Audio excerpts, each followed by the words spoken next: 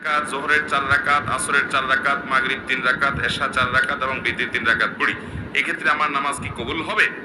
দেখুন, শুধু ফরজ পড়েন এই ভাই, সুন্নত পড়েন না, নামাজ হবে কিনা? উত্তর হলো, শুধু ফরজ পড়লে ওয়াক্তের দায়িত্বটা আদায় হবে। জোহরের ফরজটা পড়লেন, জোহরের ওয়াক্তের দায়িত্ব আদায় হলো, কিন্তু এটা পরিপূর্ণভাবে হলো না, ত্রুটি থেকে গেল। আপনি আপনি তরকারি খাইতে চাইলেন, তাহলে আপনার তরকারি খাইতে হলে সবজি লাগবে কাঁচা, পানি লাগবে, তেল লাগবে, পেঁয়াজ লাগবে, মরিচ লাগবে, লবণ লাগবে, ইত্যাদি ইত্যাদি লাগবে।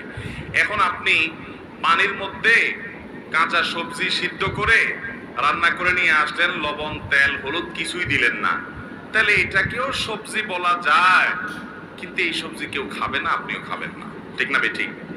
5 ওয়াক্ত ফরজ নামাজ এটা পূর্ণতা পাওয়ার জন্য এর আগে পরে যে সুন্নত নামাজগুলো আছে সেগুলো হলো এরকম: